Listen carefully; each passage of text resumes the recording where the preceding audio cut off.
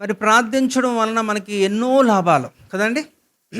ఎందుకంటే యేసు ప్రభు వారు గెత్సేమనే తోటలో ఉంటున్నప్పుడు కూడా చివరిగా మరి శిష్యులతో చెప్పిన మాట కూడా ఏంటంట, మీరు శోధనలో ప్రవేశించుకున్నట్లు ఏం చేయాలట, మెలకువ కలిగి ప్రార్థించమన్నాడు. ఎందుకంటే ఒకవేళ నేను మీకు ఆల్రెడీ ఒక ఉదాహరణగా నేను ఊహించినది నేను చెప్పాను. ఏంటట, ఒకవేళ కానీ శిష్యులు అందరూ కూడా యేసు ప్రభు వారు ఎంతో రోదనతో భారంతో ప్రార్థించడానికి ఆయన ఆ లోపలికి వెళ్ళారు. ఆయన ముందుగానే హెచ్చరించి వెళ్ళారు కదా. ఆయన ఎంతైతే భారభరితంగా ఆయన ప్రార్థన చేయడానికి ఇష్టపడ్డాడో అదే రీతిలో తన శిష్యులు కూడా చేసుంటే ఖచ్చితంగా ఆయన సిలువ త్యాగము చేయాలి. అది ఆయన తప్పించుకోలేరు, జరుగుతుంది. కానీ ఆ పరిస్థితి కొంచెం ఒక డిఫరెంట్ యాంగిల్లో అయితే అవుతుంది అనుకుంటున్నాను నేను. కానీ మరి వాళ్ళు చేయలేనప్పుడు వారి పరిస్థితులు కొంచెం తారుమారుగానే ఉంటాయి. కనుక ప్రార్థన విలువ తెలిసిన వారు ఎవరు కూడా మరి ఇలాగ ఎవరు ప్రవర్తించరనే నా ఉద్దేశం. ఎవరిని కూడా నేను విమర్శన చేయట్లేదు, కానీ బట్ వారికి అర్థం కావట్లేదు, ఆవేదన అర్థం కావట్లేదు. కనుక బలవంతంగా ఎవరిని కూడా భక్తి చేయించలేం కదా, అంతేనా? మీకు స్వతహాగా మీకు రావాలి. అది ఎంతకాలం అలాగ బాబు రండి అని ఎవరు బతులాడతారు? ఎవరిని ఏమైనా సరే నొచ్చుకుంటున్నారు. కనుక ఇలాంటి భక్తి మనకెందుకు? కనుక దేవుడు మనకిచ్చినాక కొన్ని యొక్క విలువలతో కూడుకున్నాక వాటిని మనం సమర్థవంతంగా చక్కగా మనం కాపాడుకుంటూ వెళ్దాం. వచ్చిన వారు ధన్యులే. వచ్చిన వారికి అసలు ఇవేవి కూడా సంబంధమే లేదు, అవునా? రాలేని వారు, ఒక పద్ధతి పాటించలేని వారు, క్రమశిక్షణ లేని వారికి ఎప్పుడు కూడా వారికి ఇక్కడ కాదు ఎక్కడికి వెళ్ళినా అదే ప్రాబ్లం. కనుక కొన్నిటిలో పర్టికులర్గా పట్టించుకోరు, ఎవరు ఏమనరు, మాకు నచ్చినట్టు మేము ఉంటామంటే మీకు నచ్చినట్టు ఉండమంటే ఈ సంఘం అసలు దిస్ ఇస్ నాట్ ఫర్ ఈ యొక్క వేదికే కాదు. మీకు నచ్చినట్టు ఉండాలంటే ఇది కాదు. ఇంకా చాలా ఉన్నాయి, మీరు ఎక్కడికైనా మీరు ఆలోచించుకోవచ్చు. కనుక ఈరోజు మనం ఆలోచిద్దాం. మరి యొక్క ప్రార్థన చాలా గొప్ప విషయం కదండి. అందులోని సంపూర్ణ రాత్రి ప్రార్థనలో చాలా అంటే దాని విలువ తెలిస్తే నిజంగా మీరు ఎప్పుడు కూడా దాన్ని నిర్లక్ష్యం చేయరు. చాలా గొప్ప విషయాలు దేవుడు చేస్తాడు. ప్రతి ఒక్కరి జీవితాల్లో గొప్ప కార్యాలు చేస్తాడు, అవునా?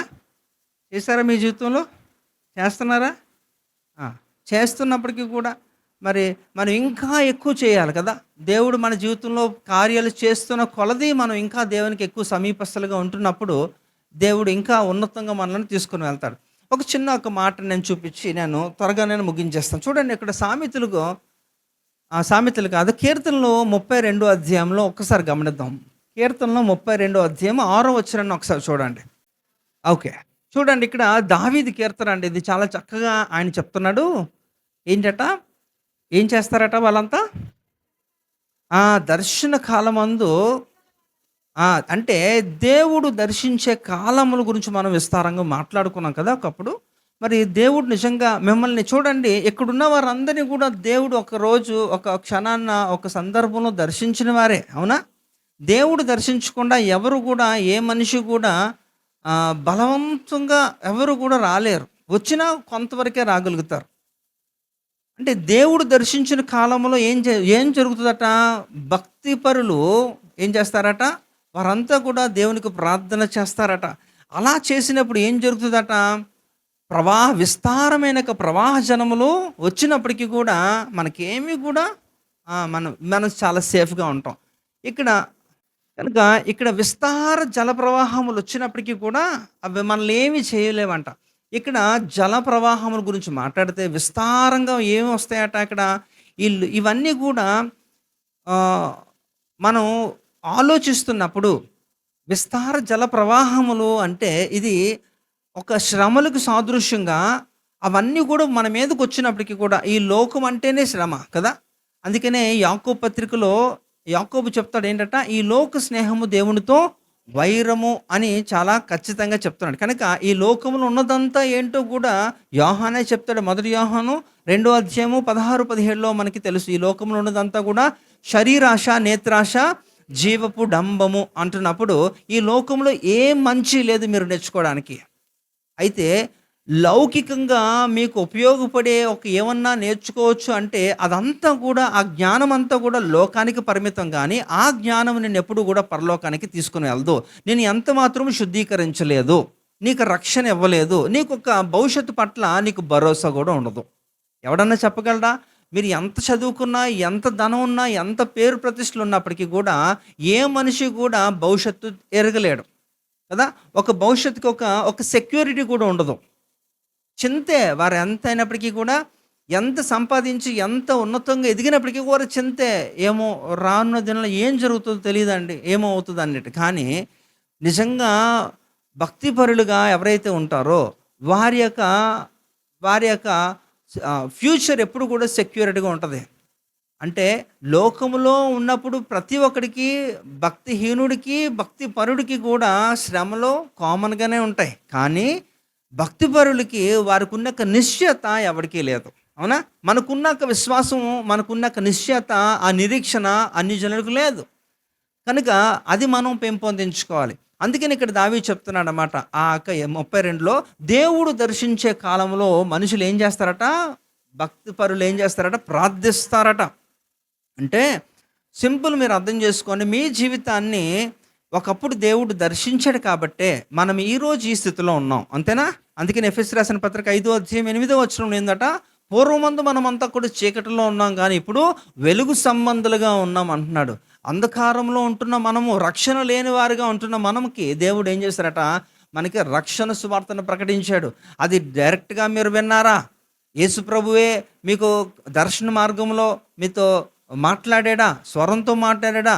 అయితే సేవకుడు ఏదో మొత్తానికి రక్షణ సువార్త మీరు విన్నారు, దానివల్ల మీరు రక్షించబడ్డారు. ఈరోజు ఈ యొక్క భక్తి మార్గంలో కొనసాగుతున్నారు. అయితే ఈ యొక్క విషయంలో కూడా చాలా మంది ఫెయిల్ అయిపోవడానికే ఇదే నిదర్శనం అన్నమాట. కారణం ఏంటంటే వారికి మునుపటి ఉన్న ఉద్యమం ఆ కాలక్రమేపీ అది పోతూ ఉంటుంది. అందుకనే అది ఎప్పటికన్నా పోవడానికి అవకాశం ఉంటుంది. కాబట్టి ఫిలిప్పీ సంఘానికి అపోస్తలుడైన పౌలు గారు 2:12 ఆఖరి మాటలు చెప్పేది ఏంటంట? నీ సొంత రక్షణను ఏం చేసుకోవాలట? నువ్వు భయముతోనూ వణుకుతోను. ఏదో భయం, ఏదో వణుకు? ఏమనంటే నాకు ఒంట్లో బాగాలేదో, లేకపోతే నాకు పనో, ఇవే ఎవరికి లేవండి. ఎవరికి బాగున్నాయి? ఎవరికి బాగాలేదు. అందరికీ పనులు ఉంటాయి, అందరికీ కమిట్మెంట్స్ ఉంటాయి. కానీ దేవునికి నువ్వు ఇచ్చే ప్రాధాన్యత ఏంటి అనేది ఇక్కడ తెలిసిపోతున్నప్పుడు, దేవుడు కూడా ఆ కాలంలో పరిస్థితులు తారుమారు అవుతున్న కాలంలో నీ మొరకి దేవుడు ఏ రీతిలో ఆయన సమాధానం ఇస్తాడో అది కూడా మీరు ఆలోచించుకోవాలి. అందుకనే ఏంటట? మన రక్షణను ఏం చేసుకోవాలట? భయముతోనూ వణుకుతోనూ మనము కొనసాగించుకోవాలట. ఎంత మాత్రము మనము నిర్లక్ష్య వైఖరి చూపిస్తే తర్వాత చూడ్డానికి ఏముండదు. ఇంకా యుగయుగాలు కూడా ఒక స్థలంలో మనం మగ్గిపోవాల్సిందే. అయితే ప్రస్తుత కాలంలో అలాంటి సిచ్యువేషన్స్ లేవు కదా, ప్రాబ్లం ఏముందండి అనే ఒక ఈజీగా తీసుకోవచ్చు. కానీ నేను చెప్తున్నాను, ఒక కాలం రాబోతుంది, వాక్య క్షామము. ఆమోస్ గ్రంథం 8:11-12 నేను ఎప్పుడు కూడా మీకు రిమైండ్ చేస్తూనే ఉంటాను. ఏమి అన్నపానముల గురించి కాదట, వాక్యం గురించి మాట్లాడుతున్నాడు. అప్పుడు యవనస్తుల పరిస్థితి ఎలా ఉంటుందో కూడా అక్కడ తెలియజేస్తున్నాడు. చదువుతారా? చదవండి. రాబో దినములందు దేశములో నేను క్షామమును పుట్టింతును. అది ఏంటంటే అక్కడ కూడా క్లారిటీ ఇస్తున్నాడు. క్షామం అంటేనే ఫమైన్ కదా, కరువు. అంటే ఈ కరువు అనగానే మనకందరికీ కూడా గుర్తొచ్చేది ఏంటట? తిండి లేకపోవడమే, పంటలు పండవు, నీళ్ళు ఉండవు, ఇదే అనుకుంటాం. కానీ అలా అనుకుంటారనే ఆమోస్ ప్రవక్త మరొకసారి క్లారిటీ ఇస్తున్నాడు. చదవమ్మా గట్టిగా. ఆ మైక్ ఉంటున్నప్పుడు ఎందుకు అంత కష్టపడుతున్నావు? రాబో దినములందు దేశములో నేను క్షామము పుట్టింతును. అది అన్నపానములు లేకపోవట చేత కలుగు క్షామము కాక, యెహోవా మాటను వినకపోవట వలన కలుగు క్షామముగా ఉండును. ఇదే యెహోవా వాక్కు. అదనమాట. కంటిన్యూ చేయి. కాబట్టి జనులు యెహోవా మాట వెదకుటకై ఈ సముద్రము నుండి ఆ సముద్రపు వరకును, ఉత్తర దిక్కు నుండి తూర్పు దిక్కు వరకును సంచరించుదురు గాని అది వారికి దొరకదు. ఆ దినమందు చక్కని కన్యలను యవ్వనులను దప్పిక చేత సొమ్మసిల్లుపోతారట. షోమ్రోను యొక్క దోషమునకు కారణమగు దాని తోడనియు, దాను నీ దేవుని జీవము తోడనియు బెయేర్షెబా. చాలమ్మా. అంటే కారణం ఏంటంటే ఇది త్వరగా నెరవేరుతుంది. మనం చాలా మాట్లాడుతున్నాం, కానీ ఎవరు దానికి ఎంత స్పందిస్తున్నారు అనేది వారి వ్యక్తిగతంగా మీరు ఆలోచించుకోండి. కనుక ఆ రోజు వచ్చినప్పుడు సముద్రపు ఈ దరి నుంచి ఆ దరి వరకు కూడా మీరు వెతికినప్పటికీ కూడా మీకు వాక్యము దొరకదు. చెప్పేవాళ్ళు కూడా ఉండరు. ఎందుకంటే పరిశుద్ధాత్మని అప్పటికే దేవుడు ఈ భూమి మీద నుంచి తీసివేస్తాడు. పరిశుద్ధాత్ముడు భూమి నుంచి తీసివేయబడితే మీకు ఆదరణకర్త ఉండడు. ఆదరణకర్త లేకపోతే మీకు విచక్షణ ఉండదు. You will lose the common sense అంటారు కదా, గుడ్ కాన్సైన్స్ అంటారు కదా. అంటే విచక్షణ తెలియదు. అంటే ఇది మంచి, ఇది చెడు అని అలాగ మీకు డిఫరెన్షియేట్ చేసుకునే మనస్సు మీకు ఉండదు. చాలా కష్టం అవుతుంది అనమాట. గుడ్ కాన్సైన్స్ని మన ఒక పరిభాషలో ఏమంటారట, మనస్సాక్షి అంటారు. మంచి మనస్సాక్షి అని కూడా అంటారు. అంటే దట్ ఈస్ నథింగ్ బట్ ఈ యొక్క థియాలజికల్ టర్మ్స్లో మాట్లాడితే దట్ ఈస్ హోలీ స్పిరిట్. ఈ యొక్క పరిశుద్ధాత్ముడు భూమి నుంచి తీసివేస్తే ఇంక మీ పరిస్థితి ఏంటి? ఇప్పుడు ప్రస్తుతానికి భూమి మీద పరిశుద్ధాత్ముడు ఉన్నాడు కాబట్టి ఆయన పని ఆయన చేసుకెళ్తున్నాడు. అపోస్తుల కార్యం 20వ అధ్యాయం 28వ వచనం ప్రకారంగా ఆయన అధ్యక్షుడిగా ఉన్నాడట. ఆయన సంఘాన్ని ఏం చేస్తున్నట్ట, మనల్ని సమకూర్చడానికి మనల్ని ఆయన రెడీ చేస్తున్నాడు. చదవమ్మా. దేవుడు తన స్వరక్తమిచ్చి సంపాదించిన తన సంఘమును కాపాడుటకు పరిశుద్ధాత్మ మిమ్మును దేవుని యందు అధ్యక్షులుగా ఉంచెను. ఆ యావత్ అందయు గూర్చియు మీ మట్టుకు మమ్మను గూర్చియు జాగ్రత్తగా ఉండుడి. కనుక చూడండి, ఆయన పని ఆయన చేసుకెళ్తున్నాడు. కానీ ఎవరు కూడా ఆయనకి సహకరించకపోతే, నేను చెప్తున్నాను, నా మాటలు రికార్డ్గా ఉంటాయి, చూసుకోండి. ఆ కాలం వచ్చినప్పుడు మీరు నిజంగా మీకు వాక్యం తెలుసుకోవాలనుకున్నా మీకు వాక్యం దొరకదు. ఆ రోజు మీరు ఎంతో ఇంకా రోజంతా కూడా మేము దేవుని సన్నిధిలో గడిపేద్దాం అనుకున్నా సరే యూజ్లెస్. ఆ రోజు పరిస్థితి భయంకరంగా ఉంటుంది. కనుక ఎవరైతే వాటి కొరకు సిద్ధపడతారో, ముందుగానే వాటి కొరకు ఎదురు చూస్తారో, వారిని వారు సరి చేసుకుంటారో, వారిని దేవుడు ఒక డోర్ ఓపెన్లోనే ఉంటుంది వారి కొరకు. అలాంటి యొక్క ప్రతికూల పరిస్థితి వచ్చినప్పుడు దేవుడు వారిని తప్పిస్తాడు, దేవుడు వారిని కాపాడతాడు. కానీ మిగతా వాళ్ళ పరిస్థితి మనం చెప్పలేం. కనుక ఇక్కడ కూడా చూస్తే విస్తారమైన ప్రవాహ జలములుగా వచ్చినప్పటికీ కూడా అది మనకేమీ చేయలేవు. ఎందుకంటే అయితే దేవుడు దర్శిస్తే మన యొక్క పరిస్థితి సంపూర్ణంగా మారిపోద్ది. ఎలాగన్నప్పటికీ కూడా అస్తవ్యస్తంగా ఉంటున్నప్పటికీ కూడా అది మారిపోద్ది. కానీ దేవుడు దర్శించాలి కదా.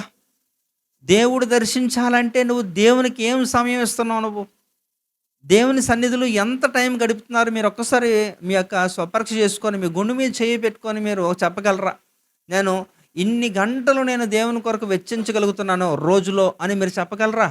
కనుక ఇక్కడ చూస్తే, ఇక్కడ దేవుడు దర్శిస్తే పరిస్థితి ఎలా ఉంటుందంటే, దుర్మార్గులుగా ఉంటున్న వారు కూడా వారు ఏ రేంజ్లోకి వెళ్ళిపోతున్నారు చూడండి. అపోస్తుల కార్యం 9వ అధ్యాయం 4వ వచనం చూస్తే అక్కడ మరి సౌలు అనే ఒక పెద్ద వ్యక్తి, చదవండి. అప్పుడు అతడు నేల మీద పడి, సౌలా సౌలా నీవేళ నన్ను హింసించుచున్నావని తనతో ఒక స్వరము పలుకుట వినెను. ప్రభువా, నీరెవడని అడుగగా ఆయన, నేను నీవు హింసించుచున్న యేసును, లేచి పట్టణంలోనికి వెళ్ళుము. రైట్. అంటే ఇక్కడ చూడండి, మనకు తెలుసు, అక్కడ మీరు కంటిన్యూగా చదువుకోండి, తర్వాత కాలంలో మీకు క్లారిటీ ఉంటుంది. అక్కడ ఏంటట, ఒక వ్యక్తి ఎలాగట యూదా మత పరిరక్షకుడుగా పిలువబడుతూ చాలా గొప్పగా ఆ కాలంలో ఉన్నతంగా పేరు ప్రతిష్టలు ఉన్న ధర్మశాస్త్రాన్ని సంపూర్ణ వివరణ ఇవ్వగలడు దోషము లేకుండా. ఎవరు? ఇక సౌలు అనే ఒక వ్యక్తి. మరి గమలీయేలు అనే ఒక ధర్మశాస్త్ర ఒక పండితుడి దగ్గర మరి చక్కగా అభ్యసించాడు. అంటే ఒక కైండ్ ఆఫ్ థియాలజీ, అంటే తత్వశాస్త్రాన్ని సంపూర్ణంగా ఆ కాలంలోనే ఆయన నేర్చుకున్నాడు. అంతేకాదు, నేను ఎన్నోసార్లు చెప్పాను ఈ యొక్క సౌలు గురించి చెప్పేటప్పుడు, అది ఒక టైం జోన్స్ క్యాలిక్యులేషన్స్ నాకు అర్థం కాదు ఈ రోజుకి కూడా. మరి నేను ఎన్నోసార్లు చెప్పాను, ఒక దాంట్లో నేను హిస్టారికల్ దాంట్లో నేను చదివాను, మీకు ఎన్నోసార్లు చెప్పాను. 23 పీజీలు, అంటే ఒక పీజీ పోస్ట్ గ్రాడ్యుయేషన్ చేయాలంటే దానికి క్వాలిఫికేషన్ ఏం కావాలట? డిగ్రీ కావాలా, అవునా? డిగ్రీ చేయాలంటే ఏం కావాలా? ఇంటర్మీడియట్ కావాలి. ఇంటర్మీడియట్ అంటే 10th కావాలా, అంటే 10+2. అక్కడ 3 సంవత్సరాలు, డిగ్రీ 3 సంవత్సరాలు, 6 సంవత్సరాలు, తర్వాత పీజీ ఒక 2 సంవత్సరాలు. అంటే 8 సంవత్సరాలు. అంటే ఒక పీజీ చేయాలి, పోస్ట్ గ్రాడ్యుయేషన్ చేయాలంటే 8 సంవత్సరాలు. అంటే 23 పీజీలు అంటే ఇంటూ 8 ఎన్ని సంవత్సరాలు అయిపోయింది నీకు. మనిషి అంతవరకు బతుకుతాడా? కానీ హౌ డిడ్ ఈ మేనేజ్ అనేది ఒక క్వశ్చన్ మార్క్. అంటే నేను ఎందుకు ఇంతగా ఎలివేట్ చేసి చెప్తున్నా అంటే, ఆయన అనంతమైన జ్ఞానం కలిగిన వాడు. లౌకికంగా ఆయనకి ఎంతో జ్ఞానం ఉంది. అలాగే తత్వశాస్త్రంలో, థియాలజికల్ స్టడీస్లో కూడా, ఆత్మీయంగా కూడా ఆయన మంచి పట్టు కలిగిన వాడు. ధర్మశాస్త్రం లొసుగులన్నీ కూడా తెలిసిన వాడు ఈ యొక్క సౌలు. అలాంటి ఉన్నతంగా ఉంటున్న వాడు ఏంటట, ఆయన గురించి ఆయనే చెబుతాడు. ఏం చెప్తారట? హింసకుడు, దోషకుడు, హానికరుడు, ఇంకా పాపుల్లో ప్రధాన వాడిని, ప్రధాన పాపిని అని కూడా 1 తిమోతి పత్రిక 1:15 ఆఖరి భాగంలో అని చెప్పిన సందర్భం కూడా మనం చూసాం. అంటే ఒక వ్యక్తి అంత దుర్మార్గుడిగా ఉంటున్నవాడు, ఇక్కడ జరిగింది ఇక్కడ వే టు డమస్కస్, రోమా పట్టణం నుంచి దమస్కు పట్టణానికి మరి క్రైస్తవుల్ని చంపడానికి గవర్నమెంట్ దగ్గర నుంచి ఒక లైసెన్స్ తీసుకొని, పేపర్లు తీసుకొని వెళుతున్న మార్గంలో ఆయనకి జరిగిన ఒక ఎన్కౌంటర్. అది అక్కడ గుర్రం మించి ఆయన పడిపోయాడు. ఆ 5వ వచనంలో చూస్తే చాలా అది ఒక డిఫరెంట్గా ఉంటుంది. పడిపోయినాడు ఏమంటున్నాడట, ఏమని సంబోధించాడు 5వ వచనంలో? ఏమ్మా అక్కడ అపోస్తుల కార్యం 9:5 వెంటనే తిప్పియాలేటి. ప్రభువా నీవెవరనని అతను అడగగా, ప్రభువా నువ్వెవరు? ప్రభువా అని ఎందుకు అన్నాడు? పడిపోయినోడు ఎవరిని అలాగంటారేటి? అంటే ఇక్కడ ఏంటంటే, it is the very moment అన్న గాడ్ విజిటెడ్. అంటే ఇక్కడ దర్శించాడు దేవుడు. అవునా?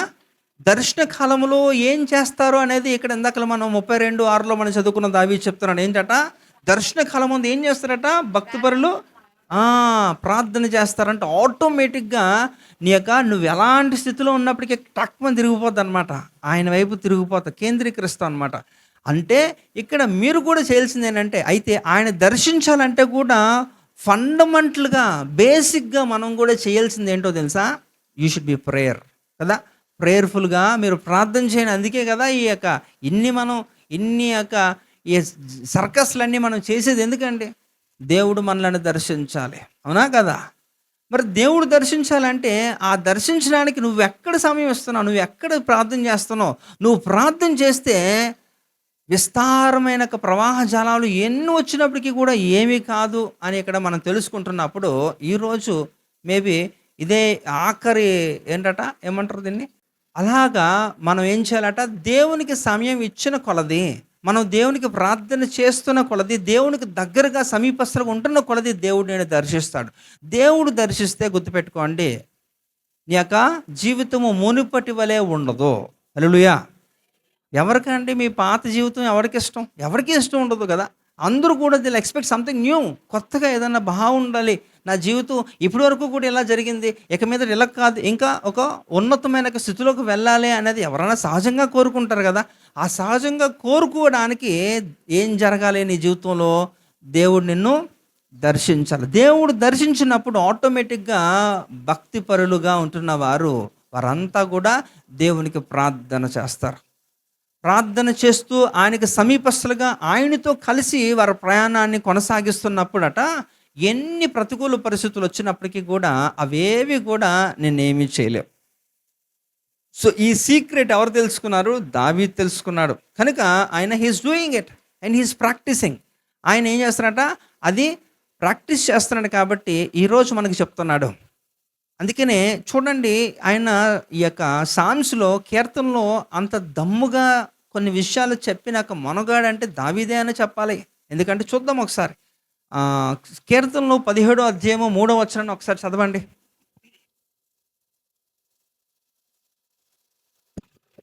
రాత్రివేళ నీవు నన్ను దర్శించి నా హృదయమును పరిశీలించితివి, నన్ను పరిశోధించితివి, నీకు ఏ దురాలోచనయు కానరాలేదు. ఎవరండి చెప్పగలరు? మీరు చెప్పగలరా? ఒకసారి చూడండి, సరిగ్గా వాక్యం చెబితే మీకు ఎక్కుతుంది. ఇటట ఏంటమ్మా? రాత్రివేళ అంటే దాని ఏంటి? దాని అంటే పగలు రాత్రి అని కాదు. ఇక్కడ రాత్రి అంటే దానికి నిర్వచనం ఏంటంటే శ్రమలకు సాదృశ్యం. రాత్రి, చీకటి, పాపము, శ్రమలు వీటికి ఈ యొక్క సిగ్నిఫికెన్స్‌గా మాట్లాడతారు.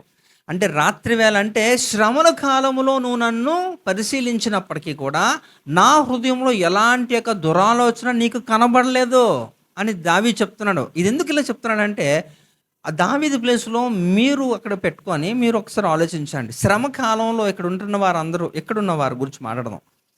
శ్రమ కాలంలో మీరు ఎలా ఉంటారు? మీ పరిస్థితి అని డిప్రెస్డ్గా ఉంటున్నప్పుడు ఏముంటుందంటే ఒకలాంటి యొక్క నిరాశలో ఉంటారు, నిరీక్షణ లేని వారిగా ఉంటారు, విశ్వాసం సన్నగిలిపోయి ఉంటుంది కదా.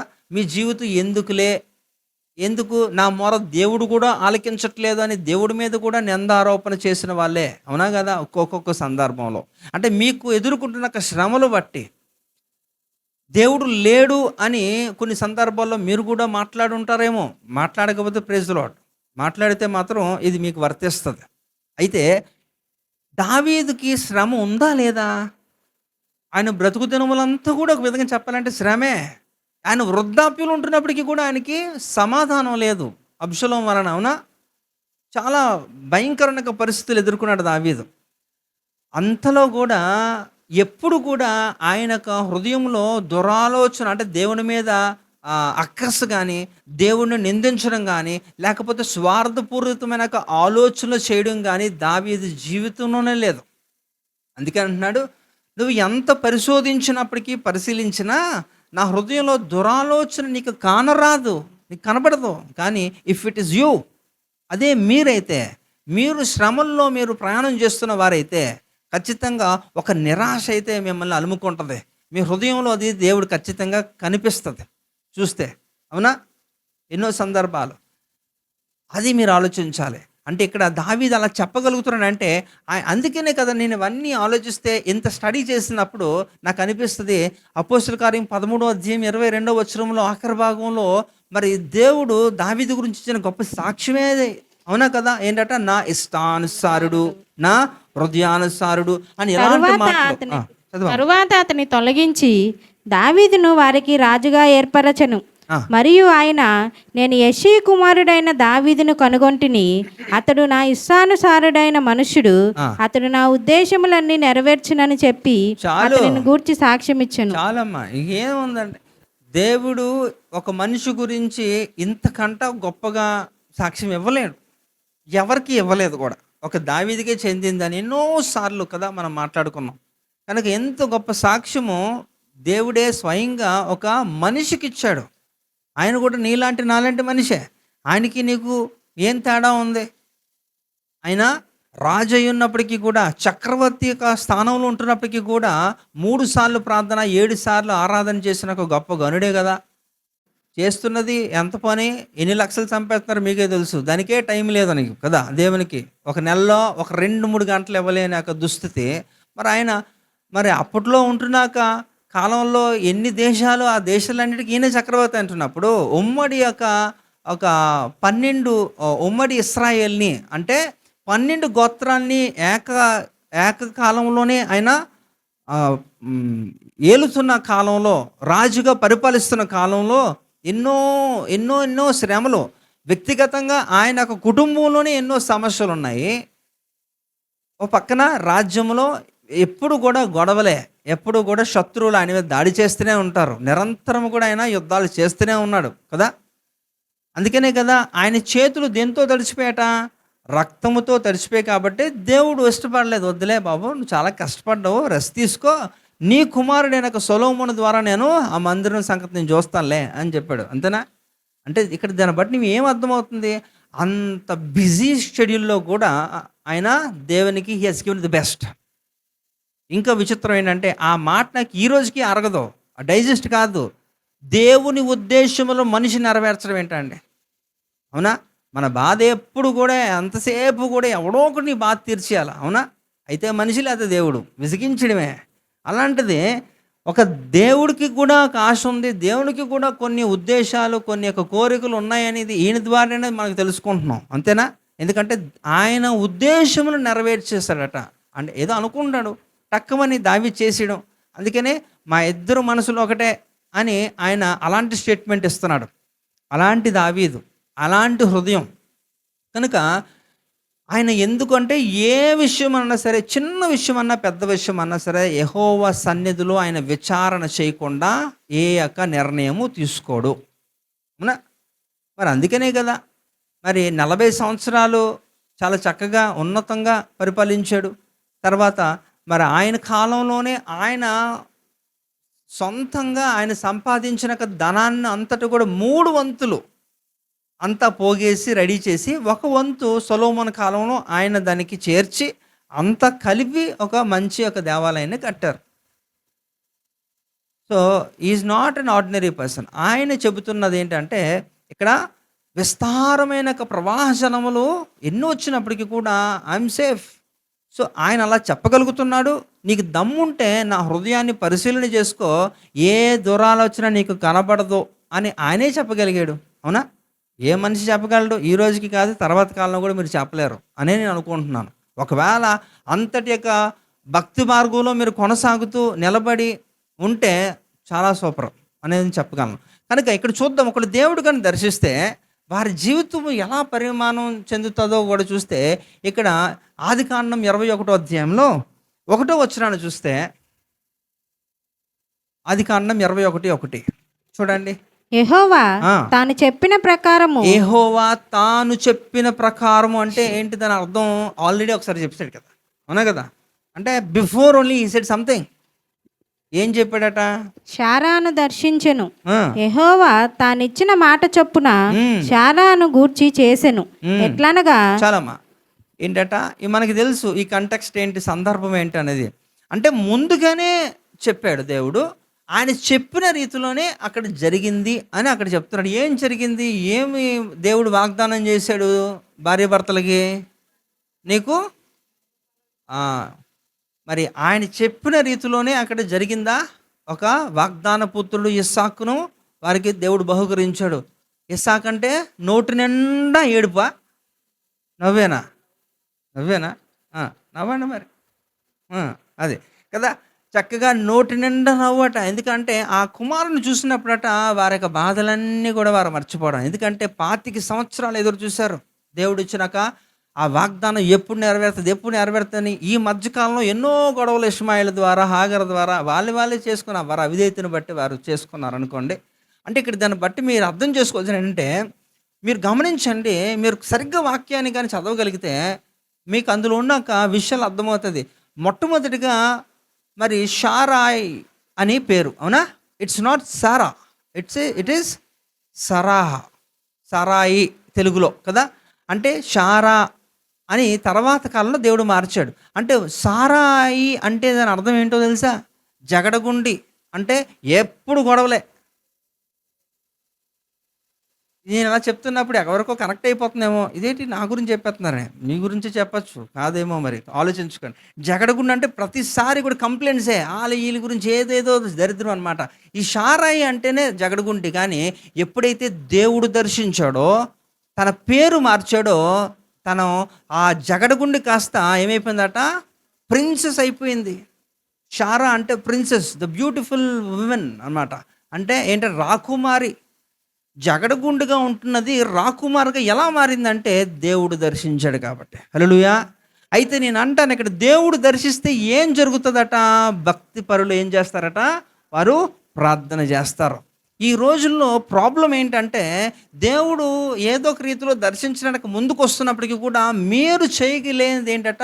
ప్రార్థన చేయకపోవడం, దేవుని సన్నిధికి మీరు వెళ్ళకపోవడం, నిర్లక్ష్యంగా వ్యవహరించడం. దానివలన మీకు తర్వాత జరగబోయే మేలు జరగట్లే. ఏదో ఫార్మాలిటీ, నామకార్థమైన భక్తి చేద్దాం, వెళ్ళకపోతే ఆయన తిట్టుకుంటాడు, బాధపడతాడు అని మొహమాటంతో నన్నేదో ఇంప్రెస్ చేయడానికో, లేకపోతే ఎందుకు లేని మనకు ఆచారం కదా వెళ్దాం, ఇలాంటివి ఏమి పనిచేయవు, దానివల్ల వేస్ట్. కనుక ఇలాంటి భక్తి దేవుడు దీన్ని అసలు కన్సిడర్ కూడా చేయడు, చెప్తున్నాను కదా. కనుక ఇక్కడ తను ఎప్పుడైతే దేవుడు దర్శించాడో, తన పేరులో మార్పు, ఇంకా తన యొక్క జీవితంలో మార్పు. హల్లెలూయా.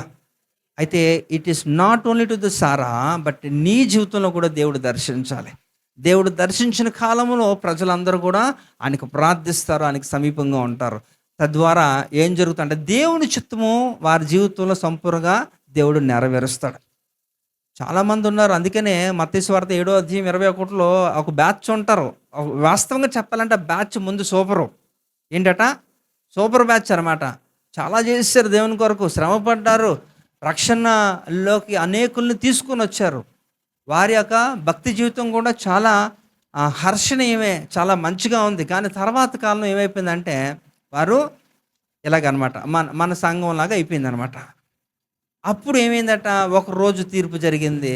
వారందరూ కూడా తీర్పు దినానికి వెళ్ళినప్పుడు దేవుడు మాట్లాడుతున్నప్పుడు వారికి నచ్చలేదు. ఏమన్నాడంటే, చదువమ్మా 7:21. ప్రభువా ప్రభువా అని నన్ను పిలుచు ప్రతివాడును పరలోక రాజ్యంలో ప్రవేశింపడు గాని పరలోకమందున్న నా తండ్రి చిత్త ప్రకారము చేయువాడే ప్రవేశించును. అదనమాట మ్యాటర్ కదా. మీరు దేవుడు మాట ఉచ్చరించినంత మాత్రాన మీరు పరలోకం వెళ్ళిపోతారు అనుకుంటే అది మీ యొక్క వెర్రితనమే కదా. ఎలా వెళ్తారట? ఎవరు వెళ్తారట? తన తండ్రి చిత్తము ఎవరైతే ఎలాగా తండ్రి చిత్తం నెరవేర్చువారు ఏం చెప్పాలి?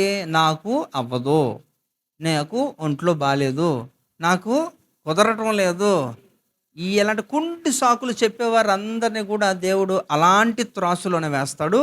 అలాంటి మాటలే వారు వినవలసి వస్తుందేమో.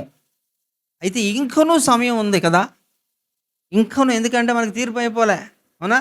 స్టిల్ వీ కెన్ హ్యావ్, ఇంకా మనల్ని మనం దేవుని పట్ల మంచి భక్తిని కనపరిచి ఇంకనూ ఉన్నతంగా ఎదగడానికి అవకాశం ఉంది. కనుక ఇప్పుడన్నా మేలుకోండి. నా దేవుడు నిన్ను దర్శించాలని మీరు ప్రార్థించండి. హల్లెలూయా. అది కనుక ఇంకొక చిన్న మాట చూద్దాం. వారికి ఆహారం ఇచ్చుటకు యెహోవా తన జనులను దర్శించెనని ఆమె మోయాబు దేశములలో వినెను గనుక మోయాబు దేశము విడిచి వెళ్ళుటకై ఆమెను ఆమె కోడండ్లను ప్రయాణమైరి.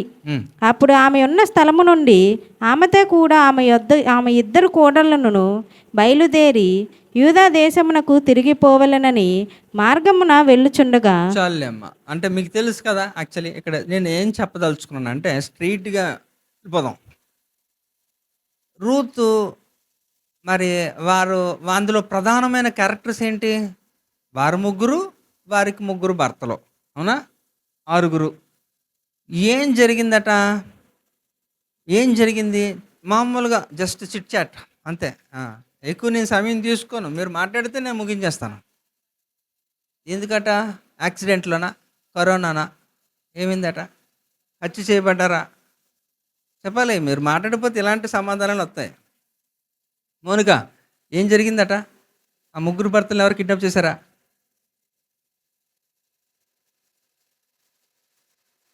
నీకు సంబంధం లేదా? చెప్పు, మాట్లాడాలా? దావీదు గారు చెప్తున్నారు ఏటో. మామూలుగా చచ్చిపోయారా? ఎక్కడ చచ్చిపోయారు? ఓకే, సరే.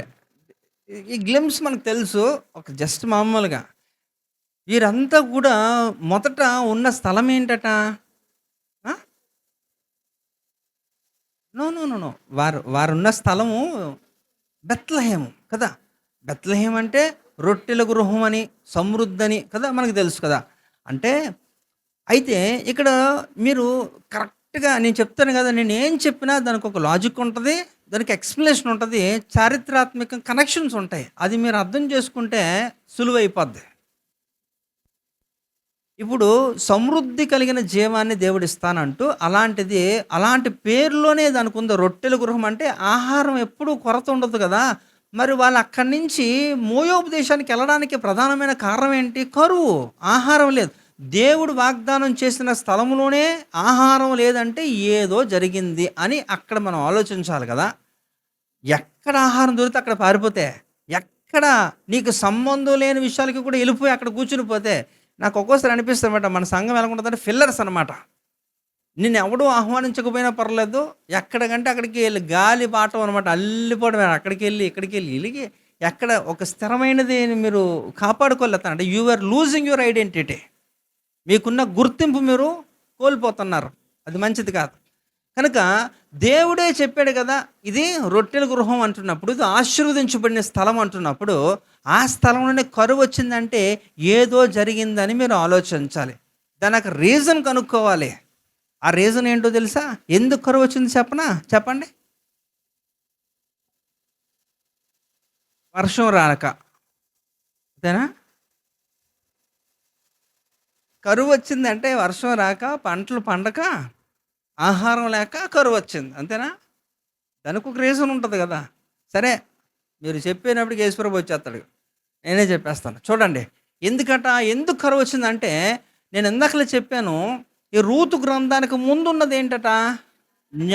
ఈ న్యాయాధిపతుల గ్రంథం ఆఖరి అధ్యాయంలో 25వ వచనం చూడండి, 21, 25 చూడండి, అక్కడ మీకు క్లారిటీ వచ్చేస్తుంది. ఆ దినములలో ఇశ్రాయేలీయులకు రాజు లేడు, ప్రతివాడును తన ఇష్టానుసారంగా అంటే ఎవడికి నచ్చినట్టు వాడు ప్రవర్తిస్తున్నాడట. అంటే ఎవడు మాట వినే పరిస్థితి లేదు. అంటే పాపము విస్తరించింది, ఎవడికి నచ్చినట్టు వారు నడుచుకుంటున్నారట. అందును బట్టి దేవుడు ఏం చేశారట? చక్ ఇచ్చాడనమాట. వీళ్ళకు ఎంత చెప్పినా వీరు వినట్లేదు. కనుక అక్కడ కరువు రావడానికి ప్రధానమైన కారణం ఏంటంటే, వారు దేవునికి లోబడక వారికి నచ్చిన విధానంలో వారు వెళ్ళిపోతున్నారు. అందును బట్టి దేవుడు వాగ్దానం చేసిన స్థలమే బెత్లెహేము. ఆ లెక్కను చూసుకుంటే మరి కానాను కూడా దేవునిదే కదా. దేవుడు ఏం చెప్పాడు? పాలు తేనెలు ప్రవహించే దేశం అంటే అది కూడా సర్వ సమృద్ధి. మరి అలాంటి సమృద్ధి కలిగిన దేశంలో కూడా కరువు వస్తేనే కదా ఐగుప్తుకి వెళ్ళారు. కారణం ఏంటి? ఎందుకు రావాలి ఇవన్నీ కూడా? దేవుడే ఇది సూపర్ అని చెప్పినప్పుడు ఆ సూపర్లోనే వర్స్ట్ ఎందుకు అవుతుంది అంటే ఏదో జరుగుతుంది, అది మీరు తెలుసుకోవాలి. కానీ ఇది బాలేదు కాబట్టి ఇక్కడి నుంచి వెళ్ళిపోతానంటే, అక్కడ చూడండి, మోయోబులో విస్తారమైన ఆహారం ఉంది, కానీ లేనిది ఏంటో తెలుసా? దేవుని సన్నిధి లేదు. అవునా? అసలు మోయోబీలు ఎవరు? లోతు వంశస్థులే కదా, శపితమైన వారే కదా. మరి అలాంటి వారి దగ్గర దేవుని సన్నిధి ఎందుకు ఉంటుంది అంటే, చిన్న కూడా మనం ఆలోచించడానికి మన బుర్ర పంచేది అంటారా? కనుక మోయోబు దేశములో దేవుని సన్నిధి లేదు. ఇక్కడ సమృద్ధిగా జీవం ఉంది, కానీ ఎక్కడ ఎందుకు వచ్చిందంటే అది రీజన్. అయితే ఆ 1:6లో ఆ ప్రారంభంలోనే చదివే కదమ్మా, ఏం చదివాట? ఏమైందట అక్కడ? చదువు 1:6, రూతు 1:6. వారికి ఆహారం ఇచ్చుటకు యెహోవా తన జనులను దర్శించనని. అది ఏంటంటే యెహోవా తన జనులను దర్శించాడు. ఎందుకంట? ఆహారం ఇవ్వడానికి. కనుక అక్కడ ఆహారానికి ఇవ్వడానికి జనుల్ని దేవుడు దర్శించిన తర్వాత కాలంలో గొప్పగా మారిపోయింది. వారికి అర్థమైపోయింది. అప్పుడు ఇక్కడ దేవుని సన్నిధిని విడిచిపెట్టి వెళ్ళిపోయాం కదా, మాకు ఇది తగును. ఎందుకంటే దే లాస్ దేర్ హస్బెండ్స్ కదా, 3 కూడా చనిపోయారు.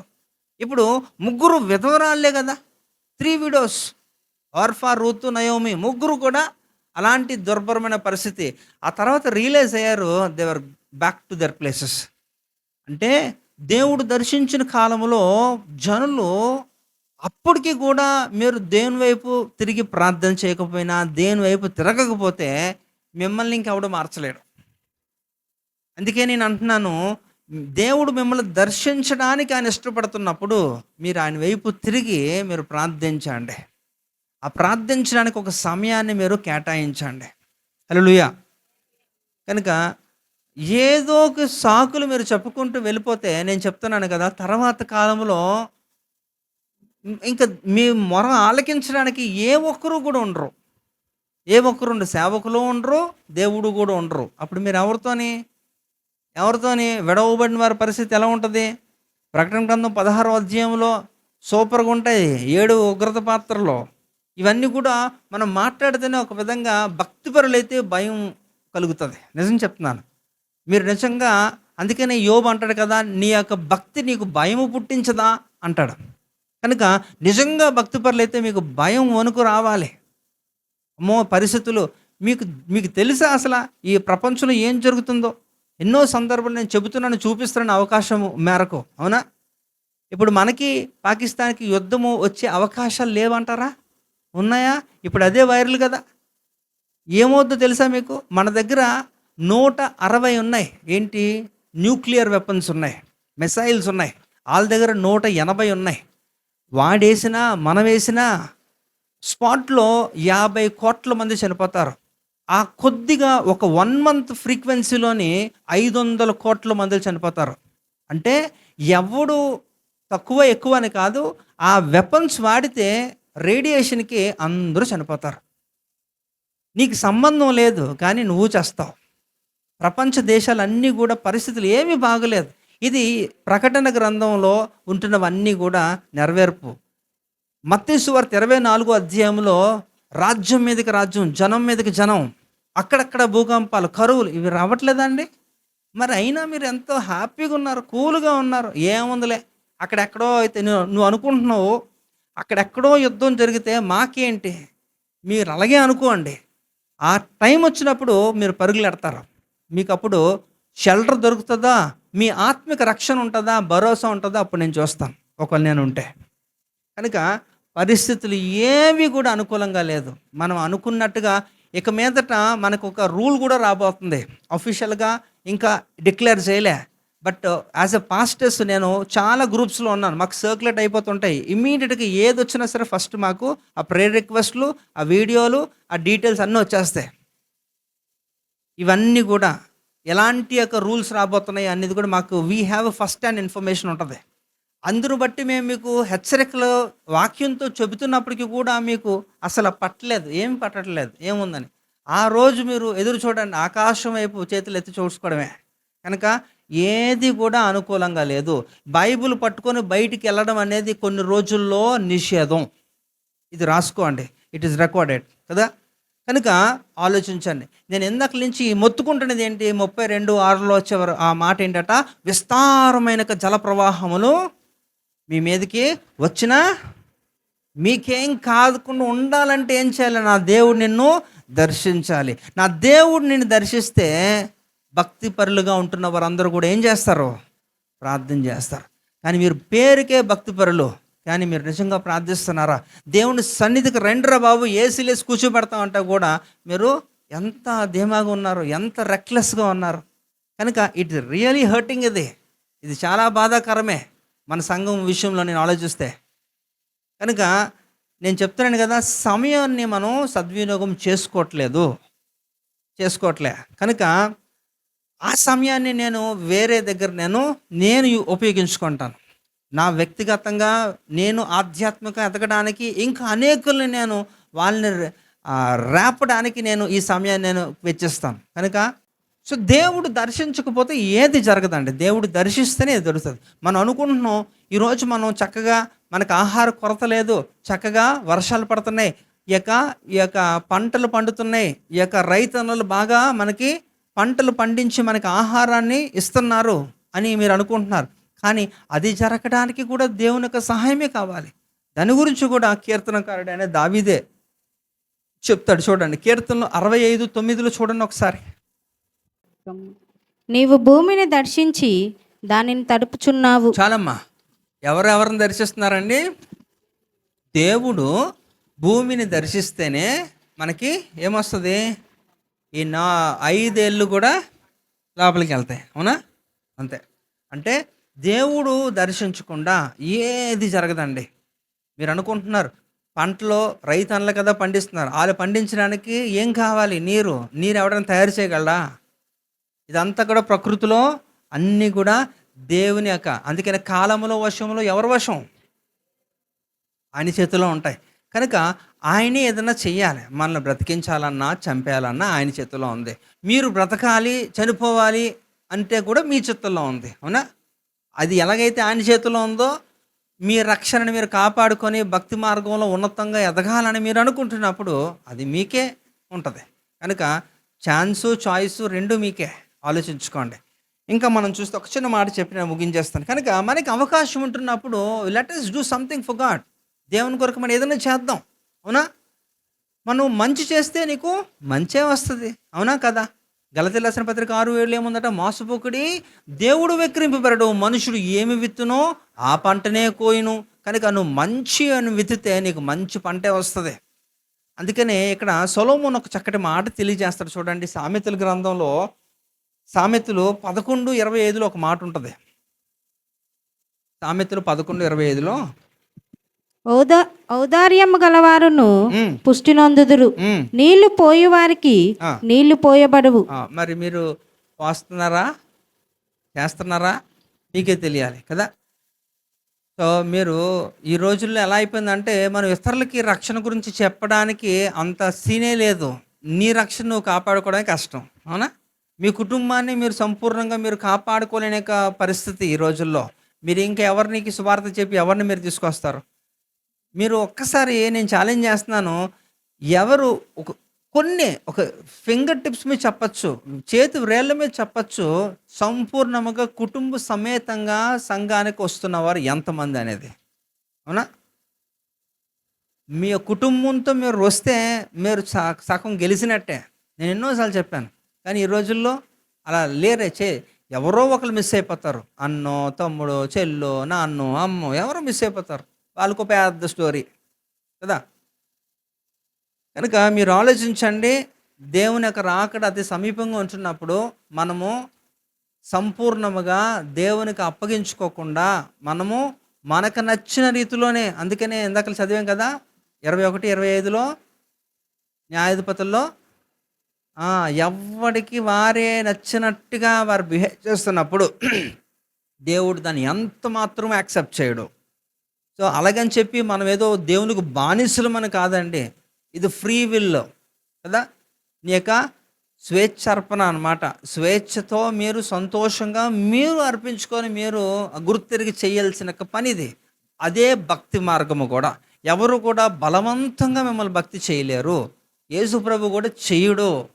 ఏ సేవకుడు కూడా మిమ్మల్ని అంత బలవంతంగా భక్తి చేయించరు. మేము అలా లేము, మేము దాని కొరకు కాదు. మీరే దాని విలువ తెలుసుకొని మీరు చేసిన రోజు దానికి విలువ. హల్లెలూయా. కనుక 1 సమూయేలు గ్రంథం 2:21 కూడా చూస్తే, యెహోవా హన్నాను దర్శింపగా ఉమ్, ఆమె గర్భవతి అయి ఉమ్, 3 కుమారులను 2 కుమార్తెలను కనెను. ఆహా. అయితే బాలుడగు సమూయేలు చాలమ్మా, చాలు కదా. అంటే హన్నా అని మనకు తెలుసు, ఈ స్టోరీ కూడా తెలుసు కదా. హన్నా పరిస్థితి ఎలా ఉందట, మునుపు ఎలా ఉంది?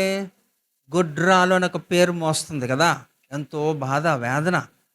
ఆ కాలంలో మరీ ఇలాంటి విషయాల్లో ఇంకా ఎక్కువగా మానసికంగా కృంగిపోయేదన్నమాట, ఆ సూటుపోటు మాటలతో. అలాంటి పరిస్థితుల్లో ఆయన తను మరి షిలోహు మందిరంకి వెళ్ళిపోయి ఆ ఏలీ దగ్గర ప్రార్థన చేస్తుందట. ప్రార్థన చేస్తున్నప్పుడు దేవుడు దర్శించాడు, తమ మొర విన్నాడు. ఏం చేశారట, చక్కగా మరి తను ఎలాగైతే మొక్కుకుందో అట్టి రీతిలోనే దేవుడు ఒక మగ శిశువుని ఇచ్చాడు కదా. ఒక కుమారుడిని ఇచ్చినప్పుడు ఆ కుమారుడిని దేవునికి అర్పిస్తానన్నది పాలు విడిచిన వెంటనే తీసుకెళ్ళి అక్కడ వదిలేసి మళ్ళా తనకి ఒంటరితనం అయిపోయింది అనే ఒక ఫీలింగ్ లేకుండా 5గురిని ఇచ్చాడు దేవుడు మళ్ళా. అదే కదా అక్కడ దేవుడు దర్శించినప్పుడు తన హృదయస్థితి తెలుసుకున్న తర్వాత తనకు పరిస్థితి మారిపోవడం సంతోషమే.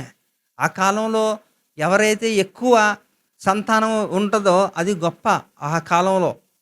సో అలాంటిది దేవుడు చూడండి, అంటే మీరు కోల్పోయినదన్నా, మీరు ఏదైతే మీ హృదయంలో బాధగా ఉందో, మొండిగా ఉన్న సమస్యగా ఉందో, వాటన్నిటికీ దేవుడికి పరిష్కారం. దేవుడు దర్శిస్తే మీ జీవితం మారిపోద్ది. ఆటోమేటిక్గా భక్తి పరులుగా ఉంటున్న వారంతా కూడా ఏం చేస్తారట, దేవుణ్ణి ప్రార్థన చేస్తారు. సో మనం లోపం ఎక్కడ జరుగుతుందంటే, మనం సరైన రీతిలో మనం ప్రార్థించకపోవడం. దేవుడు దర్శించిన మనము చేయవలసింది కూడా మనం చేయాలి కదా. అన్నీ కూడా నిన్ను అలా కూర్చోబెట్టి నిన్ను కదలకుండా నువ్వేమీ కూడా నీ నుంచి ఏ చర్య లేకుండా దేవుడు ఏది చేయడు, ప్రతి చర్య ఉండదు, అవునా? ఇప్పుడు చూడండి, చిన్న ఉదాహరణ. మరి లాజరస్ చనిపోయాడా? వెళ్ళారా? ఎంతమంది వెళ్ళారు సమాధి దగ్గరికి? వెళ్దాం అనుకున్నారు కానీ వెళ్ళాపారు కదా. చర్చికే రారు, మీరు అక్కడికే వెళ్తారు. కనుక లాజరస్ చనిపోయాడు. మరి 4 దినాల తర్వాత యేసుప్రభు ఆ బేతనీ గ్రామానికి వెళ్ళి ఆ ఇద్దరితోని అక్కచెల్లెలతో మాట్లాడి ఆయన కూడా ఏడ్చి సరే వెళ్దాం పద అని చెప్పి ఆ సమాధి దగ్గరికి వెళ్ళి ఆయన ఒక మాట చెప్పాడు. ఏం చెప్పాడట మాకు తెలియదు. మరి లాజరు బయటికి రా అన్నకు ముందు ఒక మాట చెప్పాడు. ఏం చేయాలట? అక్కడున్న పనివారితో ఏం చేశారట? ఆ రాయిని పొర్లించాలా, ఆ రాయి తొలగించాలా. అంటే నేను బ్రతికించడానికి వచ్చాను కానీ దానికి చేయవలసిన ఒక బేసిక్ థింగ్ మీరు చేయాలి. ఆ రాయిని తొలగించండిరా, ఆ సంగతి నేను చూస్తాను. అవునా? అంటే మీరేమి కూడా చిన్న అడుగు నేరు, మీరు ఒక నోట్లో మాట కూడా మీరు మాట్లాడరు. కానీ దేవుడు మాత్రం నిన్ను దర్శించేయాలి, నీకు అన్నీ చేసేయాలి కదా. ఇదేం విచిత్రం అండి. ఇది ఎప్పుడు జరగదు. గుర్తుపెట్టుకోండి, దేవుడు మన పట్ల ఆయన రియాక్షన్ ఉండాలంటే నీకు యాక్షన్ ఉండాలి. అవునా? నీకు యాక్షన్ లేదు, ఓవర్ యాక్షన్ ఎక్కువ. ఇక్కడ అది ఫెయిల్ అయిపోతారు, ఫ్లాప్ అయిపోతుంటారు. కానీ ఇది అవ్వదండి. కనుక ఖచ్చితంగా ప్రతిచర్య జరగాలంటే చర్య జరగాలి. అది మన ద్వారా, మన సైడ్ నుంచి మనకి కొద్దిగుంటే మిగతాదంతా కూడా దేవుడు చూస్తాడు. అసలు నీ సైడ్ ఏమీ లేకుండా ఎలా చేస్తాడు? అందుకనే కదా మార్క్స్ వార్త 9వ అధ్యాయంలో చిన్న మాట తెలియజేస్తాడు. ఏదంటే నమ్ముట నీ వలన అయితే. ఎన్ని చిలకలో ఇక్కడ కదా. అన్నీ బాగా మాట్లాడతాయి కానీ ఏది చేయవు, అదే ప్రాబ్లం. కనుక ఈ మాటలు కూడా అని చెప్తున్నాను కదా, ఈ మాటలు కూడా మీరు వినడానికి కష్టపడుతున్నారు. ఈ కొన్ని రోజుల్లో ఈ మాటలు కూడా వినబడవండి. నేను చెప్తున్నాను, నేను పదే పదే నేను ఈ ప్రస్తావన తీసుకొస్తున్నాను, మీకు తెలియట్లే. ఈ చెప్పేవాళ్ళు ఉండరు, పరిస్థితులు ఇలా ఉండవు. మీకు గుర్తుందో లేదో, నేను డిసెంబర్ 31లోనే నేను ఒక మాట చెప్పాను. డిసీజ్ ఎక్స్ అనేది ఒకటి రాబోతుంది, ఒక వైరస్. దాని గురించి ఆల్రెడీ WHO వాళ్ళు ఒక నివేదిక ఇచ్చారు, కానీ అది సర్క్యులేట్ చేయట్లేదు. ఎందుకంటే ప్రపంచ దేశాలు వణికిపోతాయని, పానిక్ అయిపోతారు. ఇప్పుడు కరోనాకి ఎంతోమంది బాధపడిపోతున్నారు కదా. కరోనాకి 5 రెట్లు. దానికి మెకానిజం కూడా ఈ రోజుకి తెలియదు. ఈ రోజుకి పరిశోధనలు జరుగుతూనే ఉన్నాయి, అవ్వట్లే. భయంకరమైన ఒక పరిస్థితి మనకి అన్ని విధాలుగా. ఒక్కదానే కాదు, ఒక పక్కన ప్రకృతి వైపరీత్యాలు, ఒక పక్కన రోగాలు, ఒక పక్కన యుద్ధాలు, ఇవన్నీ కూడా జరుగుతూనే ఉంటాయి. ఏకకాలంలో ఇవన్నీ కూడా మనం అనుభవించాలి. ఎందుకంటే ఇది వేదనలకు ప్రారంభం. అవునా? మనం చదువుకున్నాం. కానీ ఎవ్వడికి కూడా అలాంటి చీకు చింత లేదు. ఏముందిలే, వచ్చినప్పుడు చూసుకుందాం, ఏముంటుంది చూసుకోవడానికి, పోతాం అంతే. కనుక ఆలోచించండి, పరిస్థితులు చేదాటకపోకముందే మీరు దేవుడు నిన్ను దర్శించాలి, నీ కుటుంబాన్ని దర్శించాలని మీరు ప్రార్థన చేయండి. హల్లెలూయా. ఓకే. కనుక ఇక్కడ చూస్తే దేవుడు మరి హన్నా మరి అనుకుందేమో, నాకు తెలియదు. కానీ అయ్యో నేనైతే మరి దేవునికైతే మొక్కున్నాను, మరి మొక్కు తీర్చుకోకపోతే బాగోదు, సరేలే మరి ఏం చేద్దాం అనుకుంది, ఇచ్చేసింది. పిల్లోడినైతే ఇచ్చేసింది. కానీ తన హృదయంలో అయితే అది ఉండిపోయింది. అయ్యో నాకు పిల్లలు లేరు, ఉన్న పిల్లని కూడా నేను ఇచ్చేసాను, నా పరిస్థితి ఏంటి అనుకున్నదేమో. అందుకనే దేవుడట 5 పిల్లలు మళ్ళీ ఇచ్చాడు కదా. అంటే సమూయేలుతో కలిపి అన్న సంతానం 6. ఎంతమంది అమ్మా? అక్కడ చదివేవు కదా, ఎంతమంది? ఏంటట? 3 కుమారులు 2 కుమార్తెలు. అంటే 4 కుమారులు 2 కుమార్తెలు, అంతే కదా మరి సమూయేలుతో కలిపి. కనుక దేవుడికి తెలుసు, నువ్వు ఇచ్చిన కొలది నువ్వు ఆశీర్వదించబడతావు, అది ఏదన్నా కానీ అండి. హల్లెలూయా. అది నీ యొక్క టాలెంట్ అవ్వచ్చు, నీ ధనం అవ్వచ్చు, నీకు సమయం అవ్వచ్చు, ఏదైనా సరే దేవునికి ఇచ్చినప్పుడట అది 100 ఫలాన్ని నువ్వు కోసే రీతిలో దేవుడు నిన్ను ఆశీర్వదిస్తాడు. దాని విలువ తెలిసిన వారు ఎవరు కూడా ఇంకా ఆగరు, కానీ తెలియని వారు మాత్రం అలాగా చేస్తూ ఉంటారు. కనుక ఇంకా మనం చూస్తే మనకి మన మానవ మేధస్సు అంటే పరిమితం. మనం ఏంటంటే ఒకదానికే పరిమితం అయిపోతాం. మన ఆశలు ఏంటంటే ఎంతవరకే మనం అనుకుంటాం, కానీ దానికి మనం ఎప్పుడు కూడా మన ఊహకు అందదట. అందుకనే ఈ ఫిలిప్పీ రాసిన పత్రిక, ఎఫ్ఎస్సి రాసిన పత్రిక 3వ అధ్యాయం 20లో చూడండి ఒకసారి. ఎఫ్ఎస్సి 3:20లో చూస్తే ఒక్క మాట, నేను చివరి మాట, ఇది సంతోషంగా ఉండాలి. మనలో కార్యసాధకమైన తన శక్తి చొప్పున మనము అడుగు వాటికంటేను ఊహించు వాటికన్నిటికంటేను అధికముగా చేయగల శక్తి గల దేవునికి క్రీస్తు యేసు మూలముగా సంఘములో తరతరములు సదాకాలము మహిమ కలుగును గాక. హల్లెలూయా. ఇది ఏంటంటే ఇది చాలు, ఇంకేం కాలే. మనము ఊహించిన దానికంటే కూడా అధికముగా, మనం అడుగు వాటన్నిటికంటే కూడా అంటే మన ఊహకి అందదు. మేబీ నువ్వు అలా ప్రార్థన చేస్తున్నావేమో కదా. నాకు నాకు ఈ వయసుకి నాకు 100 కోట్లు వచ్చేయాలి, ఒక్క అప్పు ఉండకూడదు. ఏమో మరి అలాంటి ప్రార్థనలు ఎవరైనా చేస్తున్నారేమో. అయితే నీ యొక్క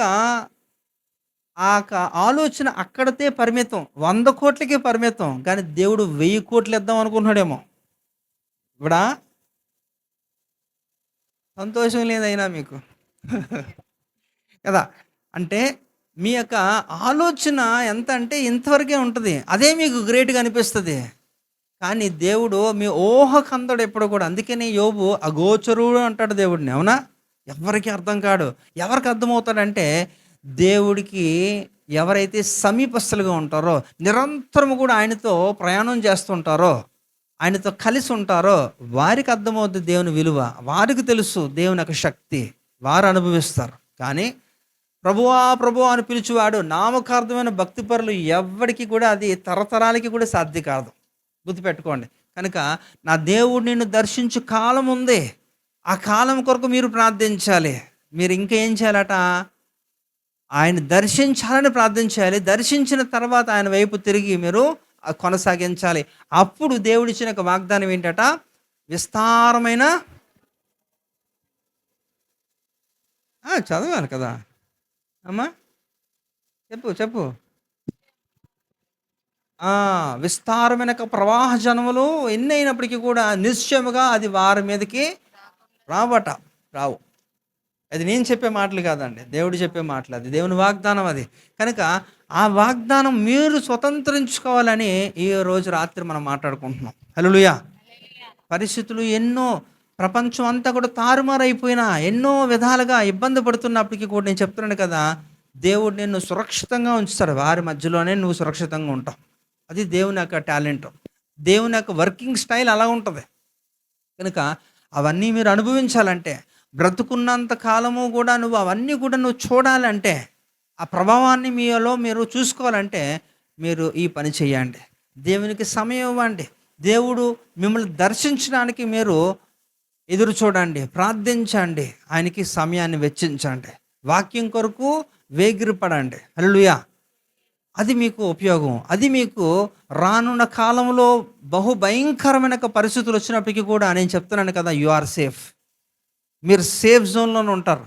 కానీ మీరు ఈ టైంలో కానీ మీరు నిర్లక్ష్యముగా ఉంటే, సమయానుకూలంగా మీరు కానీ చేసుకోకపోతే మాత్రం మీరు ఖచ్చితంగా మీరు ప్రాబ్లంను ఫేస్ చేస్తారు, మీరు ప్రాబ్లంకి వెళ్ళిపోతారు. మీరు అలా వెళ్ళకూడదని మీరు నొచ్చుకున్నా సరే కొన్ని సందర్భాలు చాలా స్ట్రైట్గానే మాట్లాడతాను.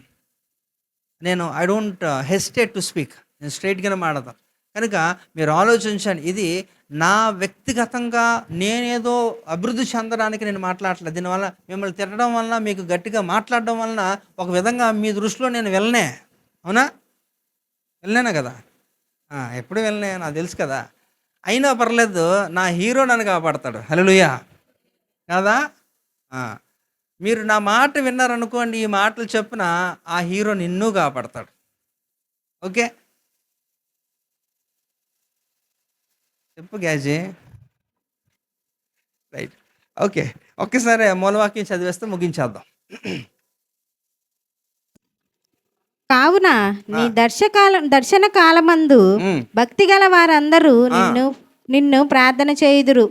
విస్తార జల ప్రవాహములు పొరలి వచ్చినను నిశ్చయముగా అవి వారి మీదకి రావు. హల్లెలూయా. కనుక నా దేవుడు ఆ వాగ్దానము మీ జీవితంలో స్వతంత్రించునుగాక.